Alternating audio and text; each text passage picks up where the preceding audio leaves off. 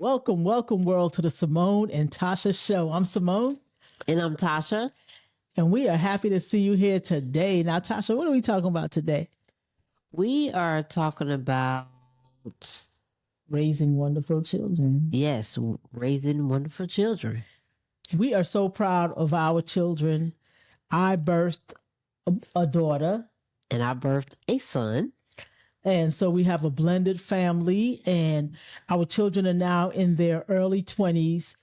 And it is the most wonderful experience that I'm having now with the daughter that I birthed.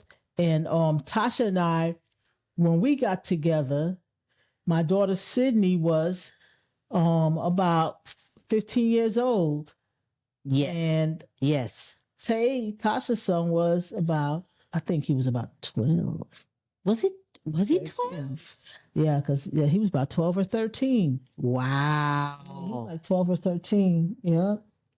Because he was still in Time middle flies. school. Yeah, he was still in middle school. Okay, he was. Yeah. Yeah, you're About like right. 12 Wow, or guys. 13. Wow.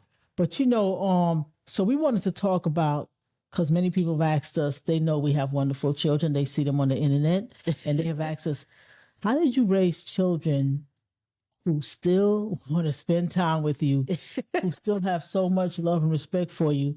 And so that's what I wanted to talk about. Now, one thing, when I gave birth to Sydney, I was single. And so the way I approached that, well, I was with someone, but then she fell off. So I'm just going to still say I was single when I gave birth to Sydney.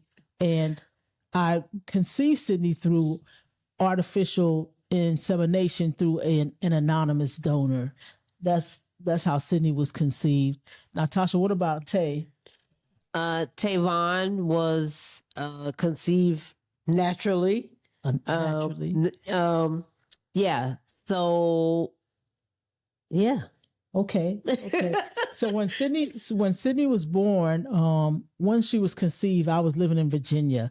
So then at the time I decided, once I knew I was pregnant, I decided to move to Georgia because that's where the majority of my family was. And I really wanted Sydney to grow up knowing her family. Okay. Yep. And then at the same time, my mother retired from her job in New York that we talked about before as a nurse.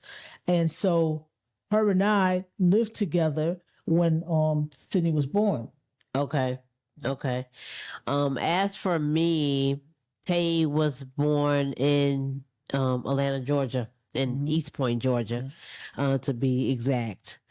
And that was in 2001. And I actually landed in Atlanta, Georgia, because I came to Atlanta, Georgia to go to college. So that's where Tay was conceived, in Georgia. And Sydney was born in Decatur, Georgia, and that was 1997. Okay. No, 1999. Sorry, Sid. It was in 1999 when Sydney was born. So 1999, Sydney was born, and then 2001, Tavon was born. And at the time that Sydney was born, before she was born, I was seeing someone, but since they weren't really flowing with me having a child, then That wasn't a soulmate, you guys. right, I cut that relationship off. I cut it off. I had to cut it off because once Sydney was born, my main concern was her health and her happiness. You know, that was my main concern once Sydney was born. So when Sydney was born, I had women coming into my life, but they weren't people who I wanted to be in her life. You know, they weren't people who I felt reached the standards of what I would want my child to experience in her life. Okay. So for the first almost 10 years of her life, I didn't date anyone. What about you, Tasha, when Tay was born? Oh, so my story is a little different.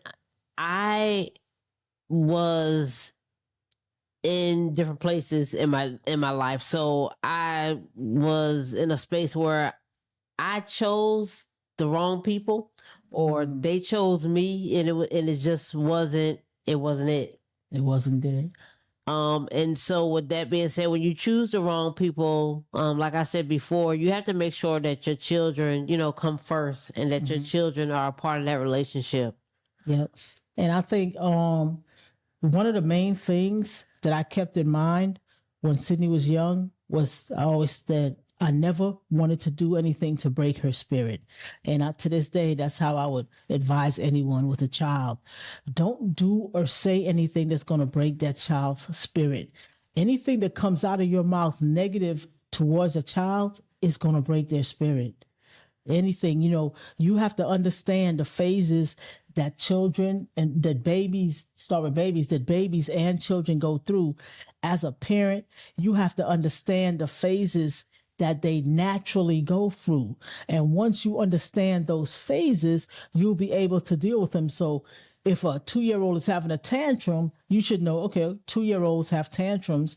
Let me see how to give this child something else to do, or how to satisfy what the child is doing, what the child wants, so that, the child would be appeased and would stop having this tantrum, or just let them work out the tantrum. But at the same time, don't do anything to break their spirit. Which some examples of doing something to break their spirit is your child is 2 years old having a tantrum that 2-year-olds have, and then you yelling at them and screaming at them. So now y'all might be in a shouting match, or you're beating them. So now y'all are in a situation that CPS is going to look into. So, and those situations are situations that's going to break your child's spirit. And we understand. I know that different people feel a different way about spanking. I didn't really grow up getting spankings, maybe 1 or 2, and that was enough to not break my spirit, but it still broke something. I'm gonna tell you. So with that, I always said I never wanted to spank my child. I never wanted, to do that. And I look at it as something really negative now, even though I know people look at it differently. But I think because of that, that's why I ended up raising a child who today still wants to call me and still wants to talk to me and still wants to spend time with me. Not just because of maybe I didn't hit her, but because I was diligent in not doing anything that was going to break her spirit. Another thing, Tasha, I know you want to talk, but another thing I want to say is that I was also diligent in one of the main goals in me raising a child was to raise a person that was loving and kind. So I worked on instilling that in Sydney, to be loving and kind. And she has over exceeded all of that because she loves the whole earth and all the animals in it and everything. So she has totally exceeded the whole loving and kind. And now that Sydney has her own children, she's an excellent mom to them, and I hope it's from some example that I set, in raising her. So absolutely. Sydney is a wonderful child. Shout out to the Sydney Porter. So with that being said, I would say me and Seymone are probably the complete opposite, you guys. One thing I would say that Seymone did have Sydney when she was a little older as far as age. So I contribute a little bit more wisdom to that and a little bit more, research in the parenting realm. So which is not an excuse on my part, but like I said before, parenting doesn't come with a playbook. Yeah, it doesn't. And so with that being said, I raised Tay kind of old school, if you will. With that being said, Tay did get spankings, whoopings, whatever you want to call them. And he just had structure in our home. It was just, him and I. And I was determined to raise, a respectable, young man. And I felt like if I didn't have structure and rules in place, that he would, run all over me, as a parent, like he would just be running the household. And so at the time with Tay, like I didn't realize that some of those things that I did, I could have took them in a different direction or approach the situations a little different, because when you know better, you do better. And I thought I was doing, the right things in that moment.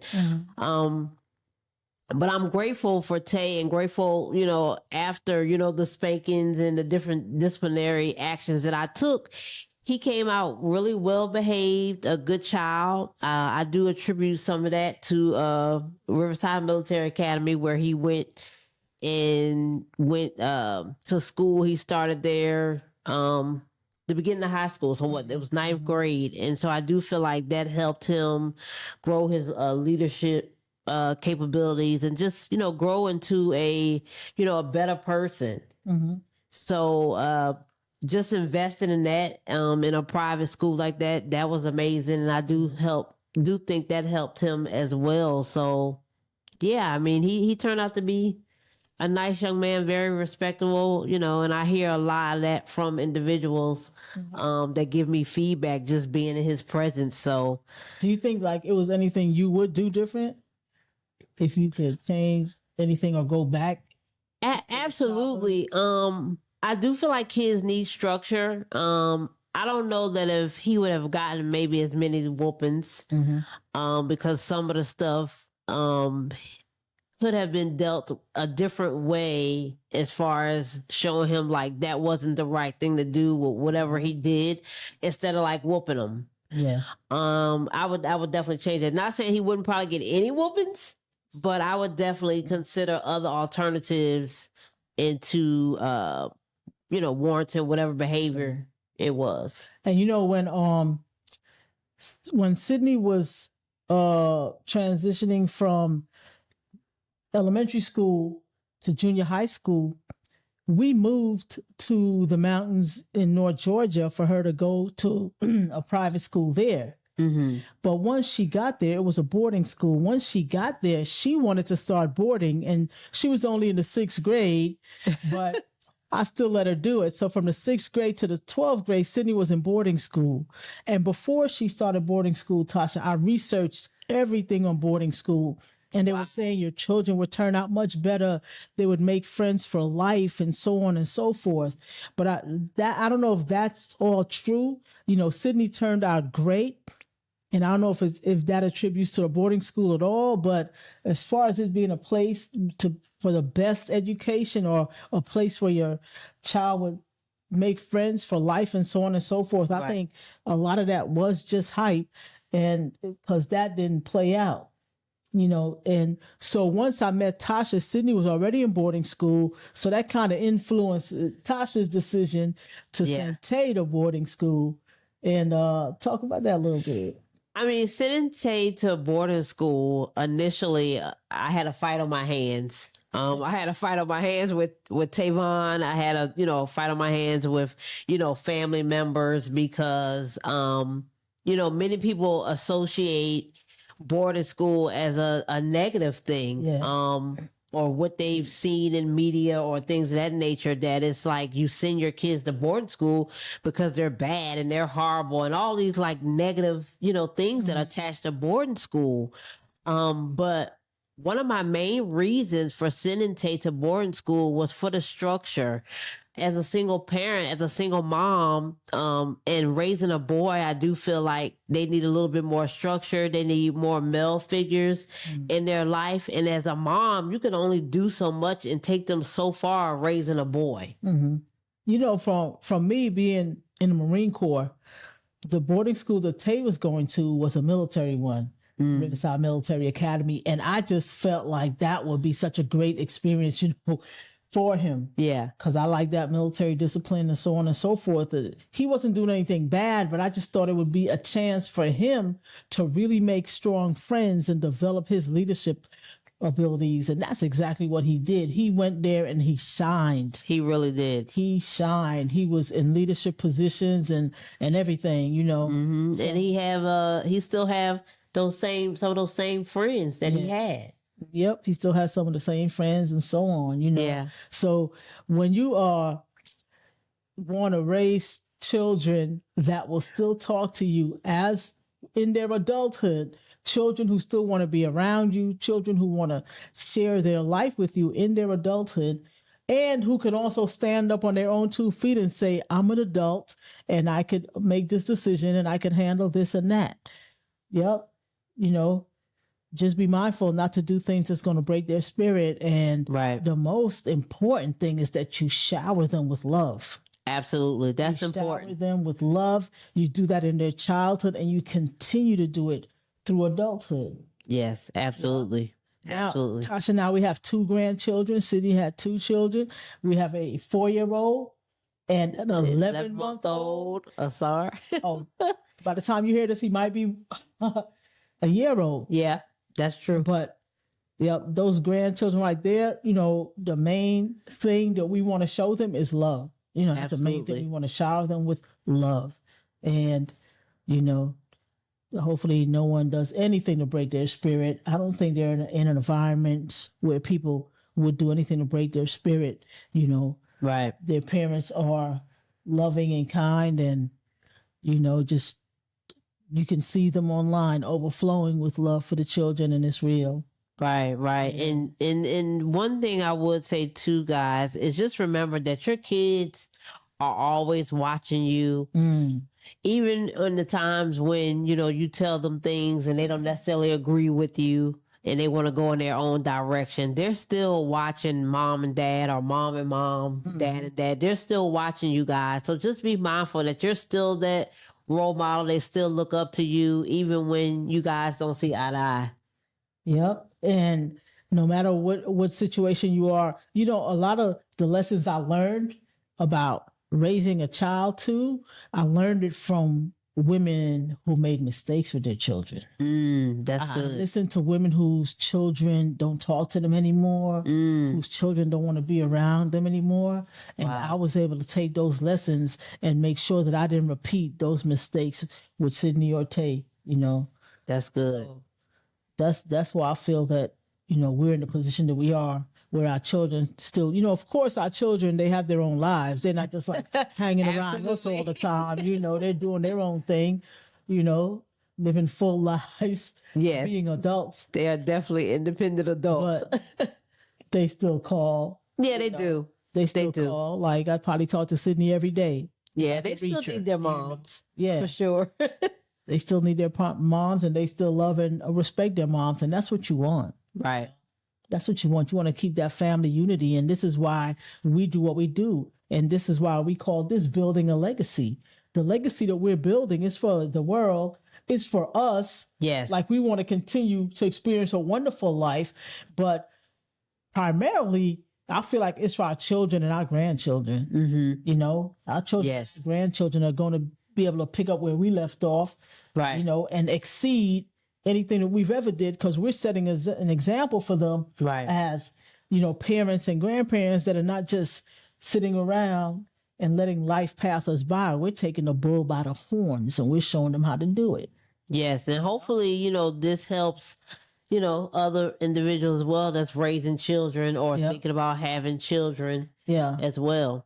Mhm. If you're raising children, just know yourself, know your limitations, know what you're capable of, know that it's a full responsibility. People say till 18, but really forever. Forever, That ever. responsibility Forever, doesn't ever. change. So, it's been a blessing to us to have Absolutely. children and grandchildren. Yes. That's the joy of our lives. And we just encourage you. If you need any more guidance on that, reach out to us. Absolutely. And, Always here to help. and in the meanwhile, make sure you click the like button The subscribe button and make a comment and share. and share, y'all. And even if your views are different from ours, it's okay. We'll take any respectful comment. Absolutely. Any respectful Feedback comment. is a gift. Yep. Yeah. So just continue to rock with us. And Tasha, anything else? Any nutritional tips today? No, you guys, the same old, same old. Let's stay on them multivitamins. That liquid multivitamin gonna get you right every time. 10 salads and 1 capful. You can't beat that. And make sure you keep that gut cleansed and that stomach on flat with that cleanse. All right, y'all. We will see y'all next time. All right. See y'all in the next episode. All right. Bye, guys. Peace.